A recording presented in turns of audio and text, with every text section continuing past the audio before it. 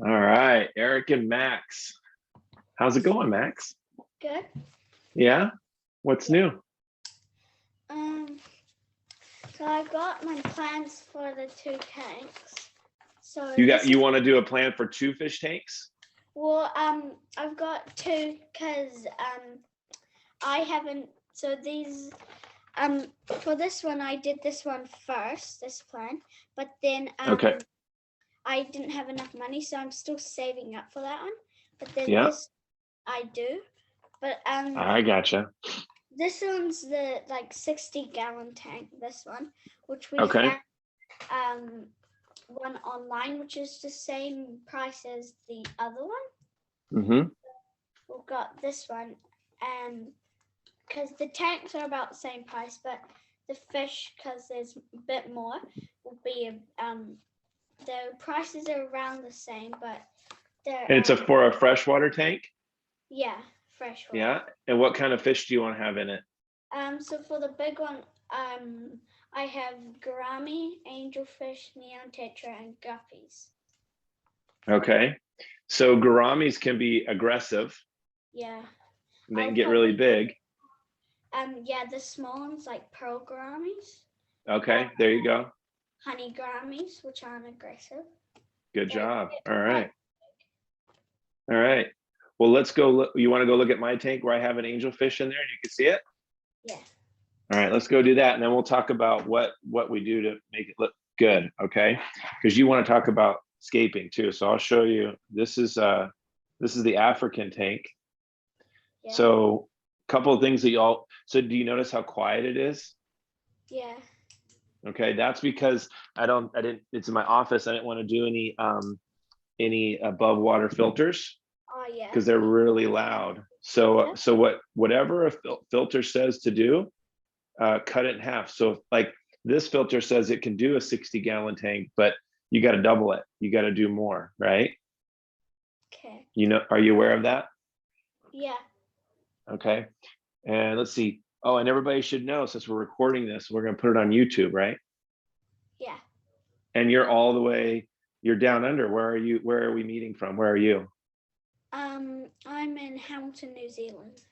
New Zealand, and I'm in California, and we're talking fish. So these guys are awesome because they don't they even though they're aggressive, they just survive really well, but you can't do any plants in it. So you want to do live plants in your tank? Yeah. Yeah, these guys would eat all the live plants. So one thing for everybody to understand too, who watches, who are thinking about setting up a tank, you always want to do really, really small gravel. You don't want to do big boulder gravel, because if you do bigger rock boulder gravel, then these guys can't clean it out. And then all of a sudden, all your chemicals get really bad, right? Yeah. So we got these guys. You know what these are? It's a type of loach. Yeah, it's a zebra loach. Okay. Yeah, those are zebra loaches, and they're nice and aggressive enough where they can hang with these guys. So I've got like an American cichlid, river cichlid in there with these guys, and then I've got the African cichlids as well. That's a dolphin. He's pretty cool, huh? Yeah. Then I got some OBs. This is a blood dragon. The red parrot. He's the boss of the tank. What's awesome about him is he makes sure everyone behaves themselves, but he can't hurt anybody. See how his mouth doesn't close? Yeah. Let's see, there he is right there. His mouth doesn't close. Oh, and then a golden Severum. Severums would be awesome too. But if you want to do a planted tank, right? Yeah. Okay, let's go look at the planted tank. So notice how loud this one is. Watch. Can you hear it? That's because, that's because I put that above water, that hang on back filter on it. But I did an FX4 fluval on this one. Okay. And if I turned off, if I unplugged that filter right there, just that one, let's see.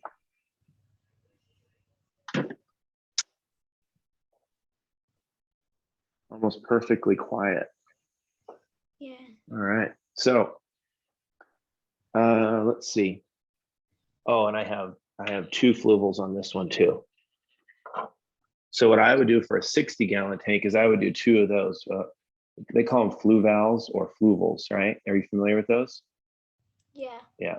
Yeah, canisters. That's how what I would do. And then I would do the it's got the ultraviolet light on it. Can you see that little box right there? Yeah, that purifies the water. And then I'm trying something right now. All the guys are in the way. There's that angelfish, huh? Yeah. Yeah. See the pre-filters I put over the intakes? Yeah. I'm trying those out. I decided I'm not gonna use the round one. I'm gonna end up using this one. So this guy right here, what happens is you take off your big, this guy right here, right? This is your intake. Yeah.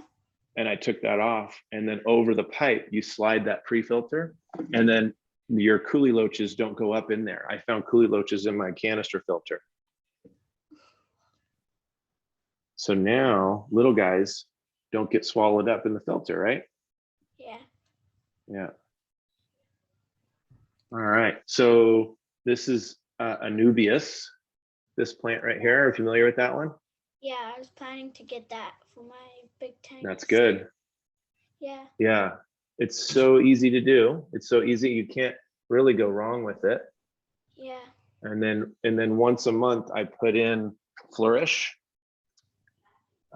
This stuff right here. When I do a water change, I put Flourish in. Yeah. And you can get it all in one. I have it all separated, potassium and iron and everything, but you get it all in one, and then it'll plant well. Yeah. So that Anubias right there is really good because see how thick it is? Yeah. Yeah, the thinner stuff like this right here, I wouldn't recommend it. You want the really thick stuff like this right here. Okay. Yeah. Ooh, a golden ram. That would be good for your tank. Have you seen those before? Yeah. Yeah, rams are awesome because you really just want one for your tank. You can get a black, a gold, or a German. Yeah. What do you think? What questions do you have?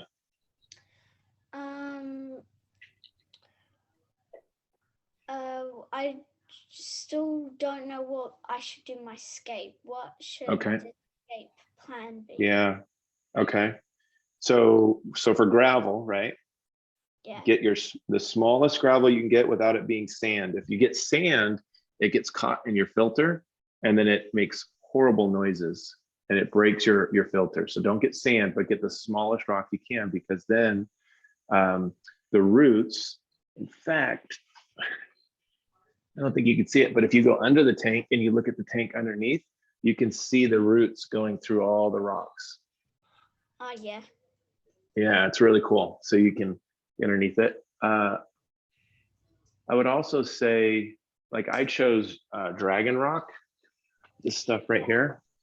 Yeah. That's good for like mountainscapes. Yeah. Yep. Yep. And then Abby actually designed it. Oh, we got a dead shrimp. You see it? Yeah. Dead shrimp in there. When the shrimp dies, the other shrimp get it. The shrimp end up staying up here. These are larger shrimp. I like the little ones, but yeah, they go in the filter. Yeah. Yeah, these are what do they call those? I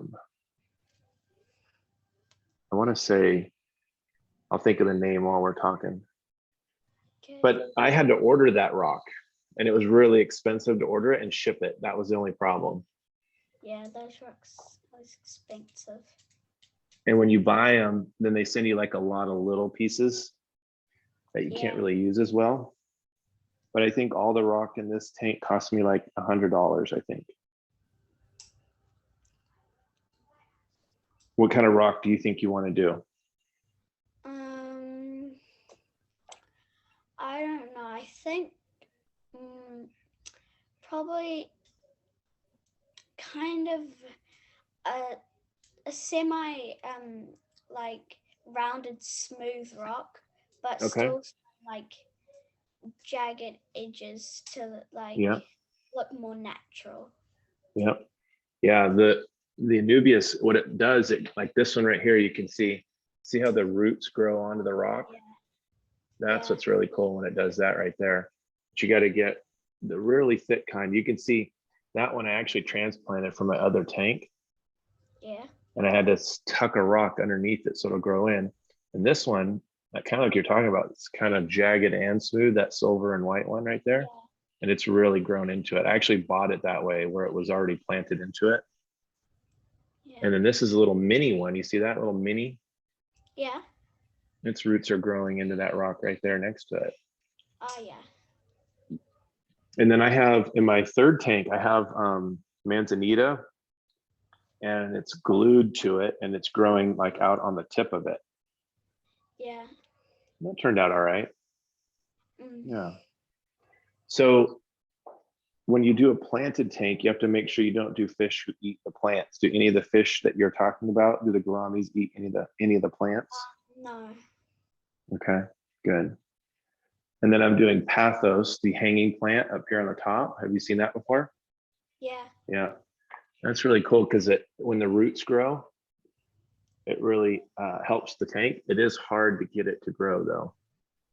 Yeah. You got to use some sort of plant growth like the flourish. Yeah. I did on the other tank, on this one, these rocks.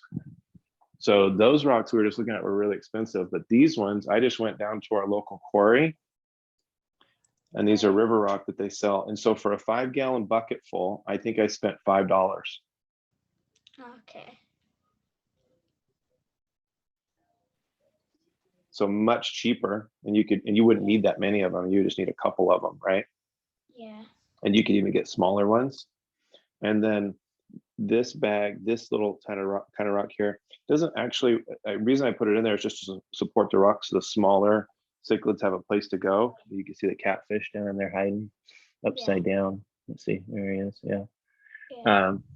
But you have to bleach them, and then you have to remove the bleach from them. So it's a 2-step process. You soak them in bleach, and then you de-bleach them. Use the dechlorinizer. Yeah. Yeah. Yeah. So what other questions do you have about scaping? I'm thinking of doing like a ancient maybe Japanese garden with some like little mountain kind of on the side and like a little so maybe get some of the dwarf hair grass type plants and make a little path. Yep. So I did, you can see back there, I did jungle val, which is the tall stuff. Yeah. And the whole backside used to be jungle val. And what it did was it grew up and then it covered like a canopy. The problem was I had too much growth, and it created a moss, an algae problem. Yeah. And I used to have moss on these rocks. And what happened was the catfish, like the Cory cats, which you really need in this type of tank to keep the bottom clean, they would pick it up and eat it, like pull it apart. And then I'd had moss all stuck in my filters and everything. So if you're going to do that, you'd really want to pre-filter where you put that sponge on the outside of your filter. Yeah. That would be really important. Okay. Okay. Yeah. And then do 2 canister filters and do your rock. Make sure you rinse your rock before you put it in. Right. And then keep in mind that plants die too. Yeah. And it's going to take about 6 months to get your healthy bacteria built up in your canister filter. Yeah. And have you watched videos on how not to rinse out your stuff with water, tap water? Have you seen that? Yeah. Okay. Yeah, I like your idea. Are you getting ideas off of YouTube, watching what other people do? Yeah, and also partly that, and I'm looking at different stuff at our store. So what our local store, what like materials I could use and what like rocks and stuff. Yep. Yeah, that's a good idea. So what I would do is I would get my tank up and running, and then I would put in, let's see if I have any left. My very first fish I put in, well, like you want some fish, some starter fish, right? To get your tank. And you wouldn't put them in until the tank's been running for about 2 weeks. And you put, I'll show you what I use. When I start a tank, and I'm sure your your fish tank person there will help you. But I use this right here to cycle the tank to start it. Yeah, so you do that and you give it says add fish immediately, but I would give it 2 weeks. Yeah. And yeah, and then at the end of the 2 weeks, then I would add, and I'll send you maybe some examples online or whatever, but I'd add a smaller fish that's not expensive that you could put in that, like I did Danios. That's what I started my tank with. I was trying to see if I had any left in here, but I don't see him anywhere. Sometimes he hangs out with the black neons, but I had one left. I only put like 5 in to start with. And the thing about tetras is they're not very hardy. Especially the cardinals, like you see that cardinal tetra back there. Yeah. You see those two? Yeah. So I think I had like 20 of them. But the lemon tetras, like these guys, they last a really long time, and the black neons do really well. But my favorites are these rummy nose. Have you seen those before? Yeah. I was planning to get some of those or neon tetras. So Yeah, those, the neon tetras or the ember tetras. yeah. I like the rummy nose because they're a lot more hardy. The neons and the cardinals are not as hardy. They don't just do as well for some reason. I don't know why. Yeah. And rummy nose like always go together, but They what? they school together a lot. Yes. But the neon tetras only when they get scared they really school together.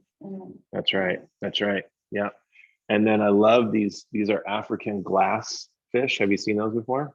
Yeah, we have some of those at our local pet store.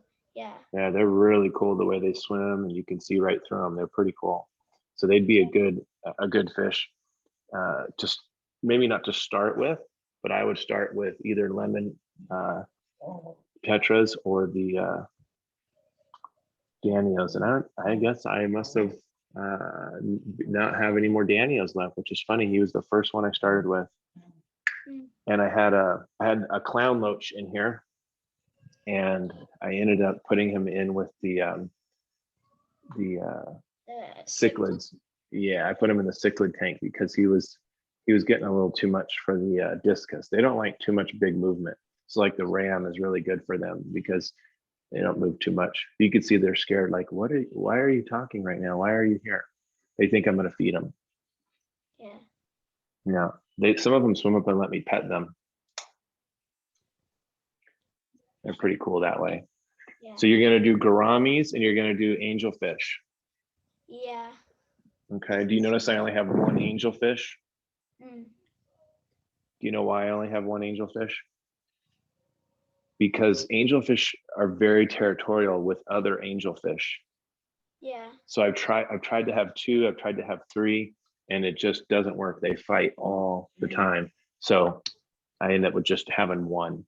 And he's silver, but he has a blue top to him. You can't tell probably on the camera very well. Oh, and one other thing, when you're gonna do planting, you gotta do really good lighting. Yeah. So I bought the Fluval. You can control this with your phone.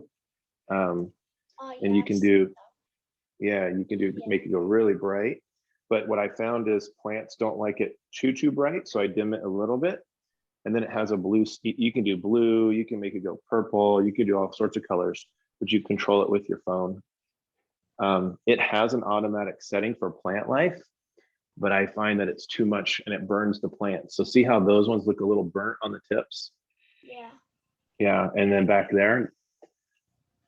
And they just, the thicker plant does better with the light. And you have to remember to run your light the same length of time every single day, just like the sun, right? Yeah. So I run mine for about 6 hours a day, no more than that. And it seems to work pretty well with the flourish. All right, awesome. Well, I'm very excited for you to do your tank. I'm really excited to help you along the way too. I want to help you pick out your stuff. And remember, do canister filters, okay? Yeah. Okay. Was that your plan already? Yeah. Okay, good. What else? What else you got planned? I know what plants I'm gonna get. And Okay. so I've got all the plants and the food, what food they prefer. Oh yeah, good. Yeah, I will say this. I would avoid flakes if you can, because flakes are really messy, huh? Yeah, Yeah, they mess up the water. Yeah. that's right. It gets really, really messy and dirty. So I use a micro pellet for all the little guys, and then I feed these guys beef heart and frozen beef heart and frozen bloodworms. So I have I'm gonna get the frozen bloodworms for yeah, yeah. yeah. Sometimes bloodworms can cause issues in their stomachs, so you got to make sure it's good quality. Can you see the coolie loach there? Yeah. Yeah, he's working his way through there, cleaning everything up. They're really great to have to clean the bottom up, but your tank's got to be fully cycled before you buy those guys, because they won't make it in bad water. Yeah. And you got to have all the little Cory cats. Is that what you're gonna get, Cory Yeah, cats? probably gonna get the smaller type of Cory cats, like Mm-hmm. the panda Cory, Yeah, or maybe the peppered Cory, because that's what we have at our yeah. store. There's two peppards back there. Oh wait, no, there he is over there. Oh yeah. He's back there. Yeah, yeah. They just have gotten big. I got them small, but they got big. Yeah, they get big. And for a 60-gallon tank, you could probably have 4 in there. Yeah. Good idea. So make sure that when you do your plants, that you try to stay away from plants that are going to fall apart easy. Yeah. So like grasses and mosses, they're fun, but again, they can be a real challenge with coming apart, and they get in your filter and they make problems. Mm. Does that make sense? Yeah. Is Yeah. Java fern a good plant for Okay. So so I had Java fern in here, and guess who likes to eat Java fern? the Cory catfish? Mm-hmm. Yep, they ate them all up. I had a huge, my fish store. Yeah, somebody brought in this huge bush, and I had it back here where this fake plant is. That fake one right there. I had this big, huge Java fern in there. It was beautiful, and it lasted about a month. And they just chewed it down to its stems. That was it. So again, thicker leaves, right? They're going to last longer. I don't even know what this is, this little plant I got here. But what's funny is I had it planted way in the back there. It grew really well. And then for some reason in the back, I think because it was by the heater, it didn't do well, but it shot up over here. I don't know what it is, but it's kind of got like a spear to it, almost like a holly Yeah. leaf. I bought it from my local fish store guy, and I don't remember the name of it, but it gets really big, and it seems pretty indestructible, other than I think being too close to the heater. Mm. Yeah, yeah. So Java fern would be okay, but it might get eaten. Yeah. Yeah. I think that's why I like Anubias so much. The color. Oh, and the other thing is like the red plants. Like I've tried purple lettuce. Have you ever seen that? Yeah. Yeah, that they must really like to eat that, because I bought I think 5 of those. Just got eaten up. Everybody liked to eat them. Mm. Oh, a Bosemani or Australian rainbow would be good for your tank too. Yeah. Yeah, they're really hardy fish, and you can get them in all sorts of colors. The only thing about them is they have a tendency to overeat. I had 3 or 4 of them, but they all of a sudden if they get their mouths on a whole cube of like beef heart or something, they just try to gobble it up, and then they actually overeat, and then they die. So you gotta make sure that you maybe get a bigger one. Yeah. Yeah. And I definitely think a ram would be a cool fish, but I wouldn't get it for the first 6 months. They're very, very delicate fish. Yeah. Okay. What else? What other questions? Um, what snails? I'm thinking Ah, of getting like ram's horn snails. okay. So what you want to do is make sure that you get so in here I only put murite snails, and I need to buy more because you can see that they abandon ship after a while. They go dormant or they die. And these are called rabbit snails. They are really cool because they go and then they drag along, but they never came out of their shell when I bought them. That's where I dropped them in the tank, and they just were duds, I guess you'd say. But neorites look like this. Can you see that shell right there? It's like striped in there. Yeah. Oh, like this right here. Let's see, Yeah. where is it? There it is, right there. Yeah. Maybe nearite snail, but I didn't know if they were too big that they would eat the plants because they get No, like no, they golden do apple really good. they're too big for the like if you're gonna get small plants. Yeah, yeah. The reason I get neorites and rabbits is because they don't multiply on their own. The water is too warm. Whereas Yeah. if you get other snails like mystery snails or things like that, they'll just auto reproduce on their own. You can get one snail and it'll turn into 100 and it'll overtake your tank. And with plants, you have to have the right balance so that you don't end up with, you can see I need to get more snails because the fake plant is getting stuff growing on it, right? Some algae.